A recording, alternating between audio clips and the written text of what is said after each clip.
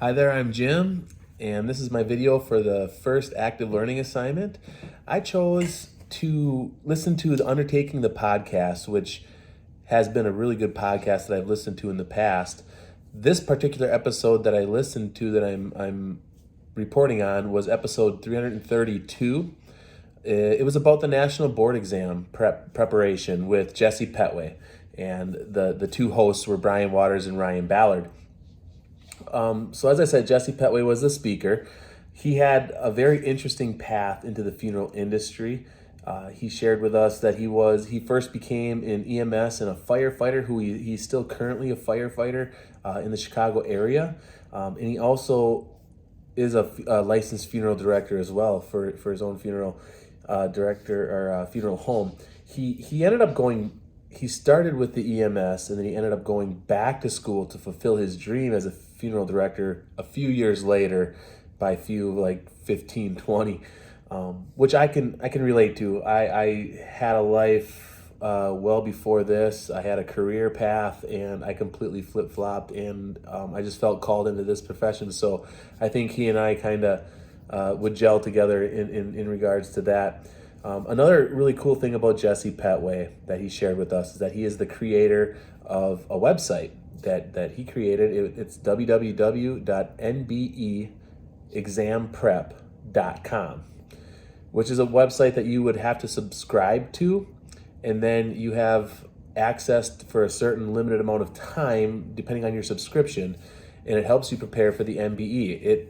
It started out as him preparing Kahoots for a group of individuals on a Facebook page, and it has blossomed into this phenomenal extra study guide for individuals that would like to subscribe into it. It was very, very neat to hear about it. With that, the main topics of discussion were Jesse's website, which was very, very enlightening, and I will be looking into that website myself personally to use to prepare for the exams. Another topic of conversation that they were talking about were how some of the questions on the national board exams are absolutely ridiculous, and where some of the questions on Jesse's website had come from. Now, I know Ryan Ballard and Brian Waters have concurred that some of the questions are a little ludicrous, that they feel that they shouldn't be on there. As far as a pass-fail is concerned, that some of the questions need to be revised. And Jesse had talked about that as far as where some of the questions from his website, where they come from. And it's a big conglomerate of where he can get the information and where he feels that the NBE will actually be pulling some of the questions from, in just a way to prepare individuals better for the exam itself. And they had also talked about when, where, and how they had to take their MBEs personally. I'm glad to have heard that it was just as uncomfortable for them as it probably will be for me and the rest of my classmates in the graduating class of 2022. It was just uncomfortable, strictly proctored and just video recorded. I know Jesse shared with himself that when he went in for his MBE, he had to get his hand scanned, picture taken on video. He had to, lose all of his electronics and pretty much empty his pockets, put it into a lock safe, and then go sit for an hour before he was even called in to the room where he had to take his boards. And he said it was extremely anxiety packed, and it was tough. They talked, however, about all three of them had the same kind of routine prior to going into the MBEs, is that they talked about taking quizzes repeatedly before the actual exam, just getting repetitions, getting as much as they can possibly get into their minds, so that they can overcome the anxieties and frustrations of these big timed exams that are proctored, that they will have no information in front of them to take. So basically it was just repetitions and having the time, taking the time to even if you're getting them wrong, to just constantly fill your brain and fill your mind with the information that may be on the boards. The more information that you have, the easier it's going to be when it comes time to take the MBEs. They also, a very interesting topic in my mind, was the regional and cultural differences when it comes to the national board exams, the terminology of certain keywords that may be different. Say I'm in the Midwest and I'm from a very rural community, a small town, not very cultured, as you would say. We're going to have different terminologies. We're going to have different ways of thinking and talking about certain aspects of the death industry, as opposed to a big city like Chicago or New York or LA. And they kind of talked about that, where different regions could almost certainly have different exams that would help individuals pass. They said, they had talked about, you have all these students that are graduating from a college, from a well-established university, and then you can have students that are passing, in high honors, 4.0 GPA, all of those things, and still fail the exam. And they had talked about how the MBE was kind of like a big curtain, a big wall, a great equalizer that doesn't necessarily need to be. They went back to some of these questions just being absolutely ludicrous and ridiculous, which I can see, because I myself personally hate trick questions. I don't feel the need that you need to try to trick someone into getting a wrong answer. Just state the facts, state the question, give the answer, call it good.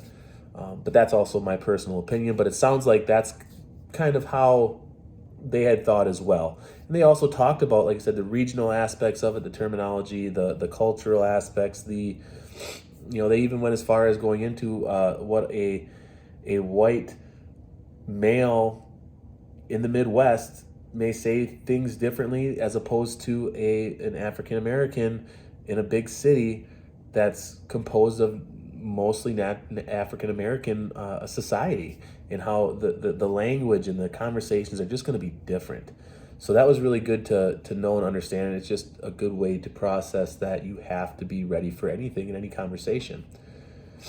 Some of the new facts that I learned, which were great, was just prepare for the MBEs in more than one way, and just continuously practicing and studying for the exam. I know we kind of talked about that, and that was the whole purpose of Jesse's website, which I'm very interested in. But they talked about, you don't know who's going to develop the questions for the MBE. There are 35 different resource books currently for the MBE that they will pull questions out of, and it's ever changing. Jesse had mentioned that the board might be pulling 4 of those books or 5 of those books off of that exam resource list.